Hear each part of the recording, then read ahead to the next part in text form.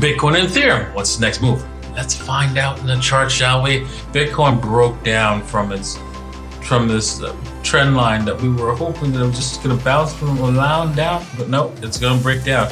So is it going to break down all the way down to the 30,000-ish area? That would be bad. We don't want that to happen, but we do have a trade on, and we're going to talk about my trade and more in today's episode. So make sure, right, if you want to join us in this trade, you have your Bybit account set up, right? You did. You went over to bybit.davincij15.com and you set up your account, and on femex.davincij15 you set up an account. We're doing this live in front of an audience, and if you want to join us live, right, you can do so by heading over to davincij15.com, and you can live every morning at 8 p.m. Eastern Standard Time and be a part of the fun. Right? Alrighty, so we talked a lot about cool things, and I wanted to go over it, but you know what? This is actually my third take because of a few technical difficulties. So if you want to watch that, you can by joining the group, and you can see the errors and technical difficulties we are having. All right, well, we're going to actually just jump right into the show. But before we do that, remember, this is not financial advice. This is trading entertainment.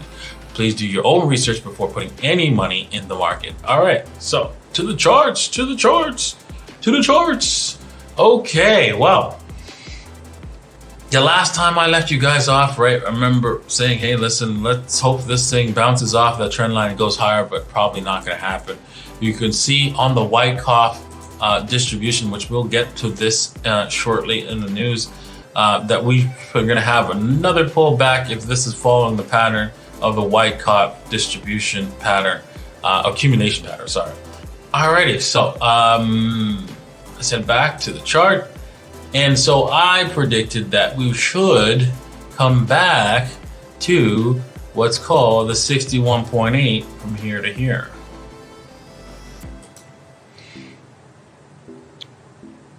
And so close. My order, right? We've bounced.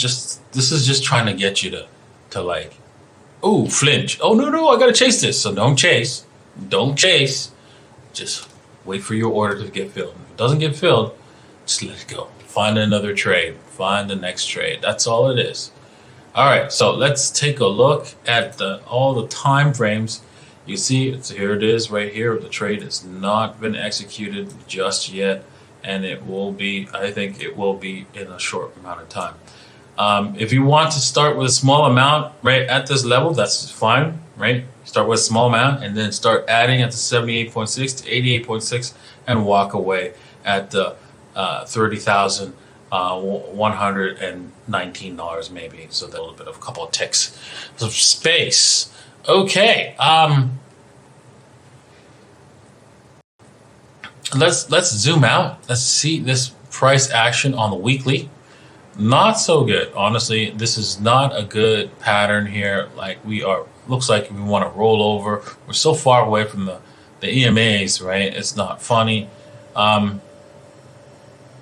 But hey, this could easily bounce and just get us back into the bull mode just as quickly. But not looking good on the weekly, honestly. Just looking at the weekly. Let's head down to daily scale, right? On daily scale, again, we're just looking like we're chopping around. We are creating higher lows here and higher highs. We just need to make sure that this is the next higher low as well. If this becomes the next higher low, wherever we come back down to, down here, as you can see, let me just zoom in a little bit. This daily candle right here, this red candle right there. If that, whether it's a few more days of down, as long as we do not break, of course, down here. This is why we have the stop loss there. That's why you have the stop loss there. It makes the most sense to have the stop loss down there. If we do not break down at that wick, we are likely to go higher, create a new higher low, and break high, create a new higher high. And yes, the trend has changed. Trend change. Yes. Thank you. Yes. So it's do or die. Do or die for Bitcoin, right? Let's head over to Ethereum to see what it's saying. And let's move up to a 4 hour before we go there. Wow, lots of mess here. Let me just clean up my Ethereum chart. Oh, we're above the 38.2 on the whole move. Beautiful, beautiful. No, not really. We're below it now. We're battling the 38.2. I would have liked us to be in this area, right up here. But the good news is, look, the 4 hour. This is a 4 hour close to the 200 period moving average, and we didn't touch it. Okay, that's a good sign. And look at that. Look at this. This hammer candle on the 4 hour. Look at this. Look at the volume on that. Is this Bitstamp? Oof. That indicates that people are serious. What? You want to sell me? You want to sell me $2,000 Ethereum? I got you. I got you. Wow, they are serious. Now, if this hammer candle, right? This hammer candle is very positive, but we have to see a close above. Let me just zoom in a little bit. Right, we have to see a close above this, the wick of the hammer candle, so to say yes, it will turn bullish. So without that, these people who bought here could vomit it all out easily, just as easily. So should we break below this hammer candle? So, and it's not out of the woods yet, but it is do or die for Ethereum here. That it looks like you can probably look for a trade somewhere in those vicinities of this hammer candle. Okay, so let's see here. So we came back. Oh wow. Okay, let's take a look at the fibs here. I think the trade's already gone.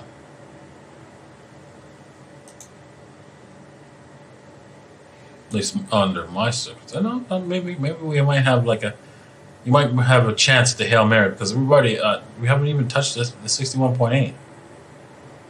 That's good. So you might have a chance at the Hail Mary. Don't chase this, right? And you have a lot more percentage.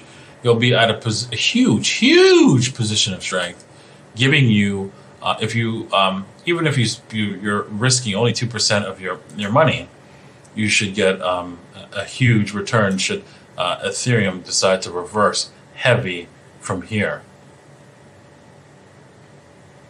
and not look back. You're talking at a 0.57% risk. So you might even have to do like 25 to 50x just to make yourself a part of the trade because of the low percentage risk. Right, between the 78.6 and your stop loss, which is at your entry point would be at approximately 2,100, stop loss at 2,087 or 86 maybe 86, yes, 86, a couple ticks down. Nice, very nice. Very nice. So that's how you'd use a higher leverage, right? Because whenever you see that 0.57%, that's how much you'd lose as a risk, right? And the percentage of the move of the price in order for you to take a loss. So that's where high leverage comes in, because you might not have enough money in order to put a big enough bet to make that risk worthwhile, right? So you might have to increase the number of leverage, right, just to lose only a small amount of money. Okay, let's head over to let's take a look at the larger picture on the leverage exchange, and let me just clean it up a little bit. Boom and boom. You're gone.